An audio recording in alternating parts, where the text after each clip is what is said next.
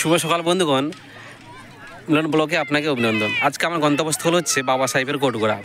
তাই সকাল সকাল বেরিয়ে পড়লাম। প্রথমে কোনটায় গিয়ে টেকার ধরবো, ওখানে টেকার হয়ে পেটুয়াঘাট যাব। পেটুয়াঘাটে নেমে ওখানে বোট করে বাবা সাহেবের কোটগোড়া যেতে হবে।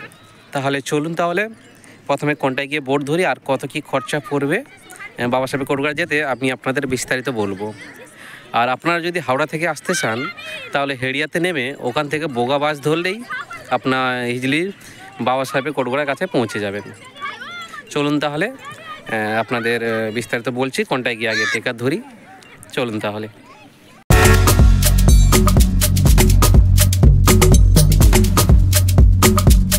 এই স্ট্যান্ডটাই হচ্ছে রূপসী বাইপাস স্ট্যান্ড। এই স্ট্যান্ড থেকে নেমে সামনে গেলেই পেটুয়াঘাটের টেকার স্ট্যান্ড দেখতে পাবে, ওখানে টেকার ধরে আপনাদের যেতে হবে। চলুন তাহলে বন্ধুগণ, এই যে আমরা কাঁথি রূপসী বাইপাস স্ট্যান্ডে নেমে রসফুল যাওয়ার রাস্তা যাচ্ছি, টেকার ধরবো। তাড়াতাড়ি এসে টেকারে উঠে পড়লাম। আপনাদের খেয়াল রাখবেন, এখানে দুই দিকে দুটি টেকার যায়, একটি রসলপুর দিকে আর একটি পেটুয়াঘাটের দিকে। আপনাদের পেটুয়া দিকে ঘাটে যাওয়ার টেকারতে উঠতে হবে। চলুন তাহলে। পেটুয়াঘাটের টেকার স্ট্যান্ডে নেমে এবার যাচ্ছি পেটুয়াঘাটের দিকে। কাঁথি থেকে এখান থেকে আসতে আমাদের সময় লাগলো 1 ঘন্টা আর ভাড়া নিল 30 টাকা করে। এবার পেটুয়াঘাটের দিকে যাচ্ছি, ওখান থেকে লঞ্চ ধরতে হবে। আর একটা কথা আপনাদের বলে দিই, আমি তো টেকারে এলাম, আপনারা যদি বাইক নিয়ে আসেন বা গাড়ি নিয়ে আসেন এই পেটুয়াঘাটের স্ট্যান্ডে গাড়ি পার্ক করতে পারবেন, এখানে পার্কিং আছে। আর বাইক নিয়ে যদি আসেন বাইক লঞ্চ করে ওই পাড়ে যেতে পারবেন। চলুন তাহলে।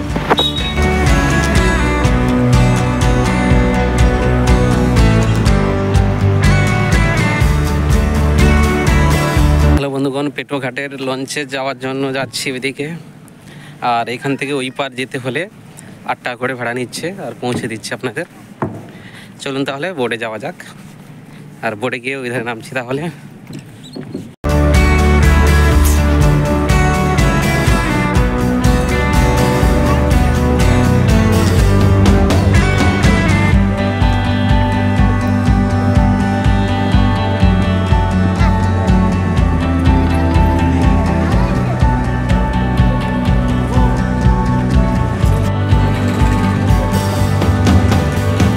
এখন এই বোটে উঠে পড়েছি।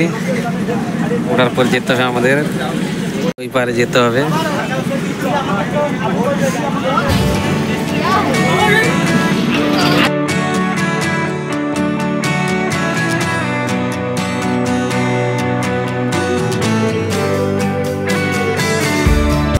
নদীর এই পারে নেমে যাচ্ছি, আবার টোটো ধরবো সামনে গিয়ে।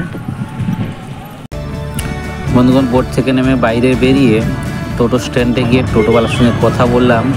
উনি বলেন 15 টাকা করে নেবে এবং 10 থেকে 15 মিনিট সময় লাগবে পৌঁছাতে। আর এখানে এনি টাইম সব সময় টোটো থাকে, আপনার যে কোনো সময় এলে টোটো এখানে পেয়ে যাবে।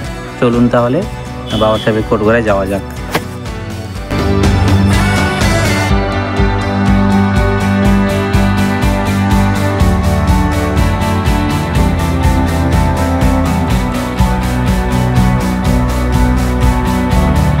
বন্ধুগণ, এসে পৌঁছে গেছি ইজিলি বাবা সাহেবের কোটগোড়ায় পৌঁছে গেছে। এই যে মসজিদ রয়েছে পেছনে আর ভিতরে প্রবেশ করছে, বিস্তারিত আপনাদের দেখাচ্ছি। চলুন তাহলে আমার সঙ্গে। এই হিজলি শহীদ বিখ্যাত হিজলির সুবিখ্যাত মসজিদ ও মাজারের জন্য।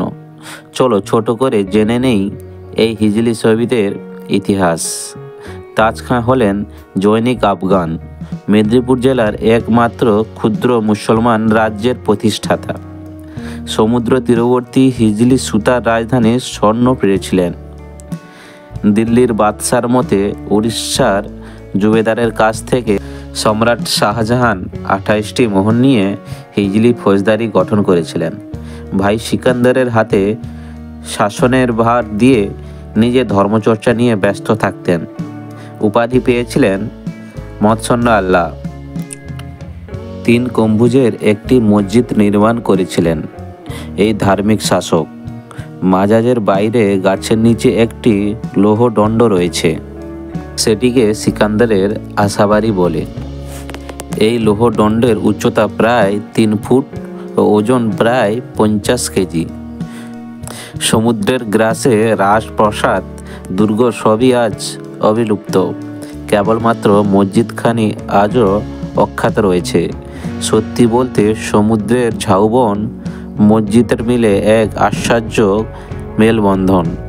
একদিনের ভ্রমণ ও পিকনিকের জন্য এই হিজলি শফিক আদর্শ একটি জায়গা।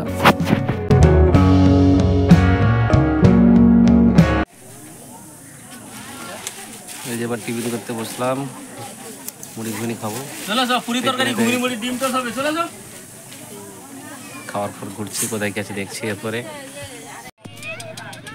বাবা শহীদের মন্দিরের কাছেই রয়েছে এই যে বঙ্গোপমহাসাগর। পেছনে দেখতে পাচ্ছেন এখন জলটা একটু জোয়ার, এখন ভাটা পড়েছে, জোয়ার আসবে কিছুক্ষণ পরেই। এই এখন বাবা বঙ্গোপমহাসাগর, ওই তীরে রয়েছে বাবা সাহেবের কোটগড়া।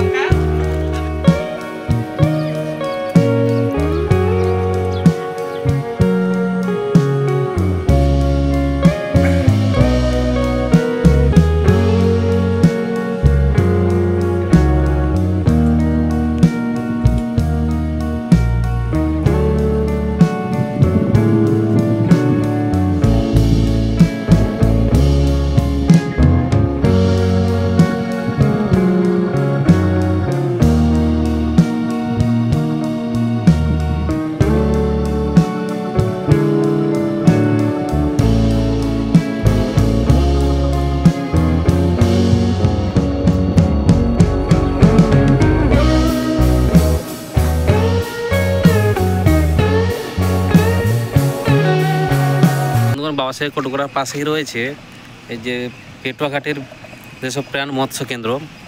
এটা হচ্ছে লঞ্চ রয়েছে, এই যে ওরা মাছ ধরতে যায় লঞ্চগুলো নিয়ে। আর এটা হচ্ছে মৎস্য কেন্দ্র, আমাদের এখান থেকে মাছ প্রত্যেকটা জায়গায় সাপ্লাই হয়। এটা হচ্ছে দেশপ্রাণ মৎস্য কেন্দ্র পেটুয়াঘাট।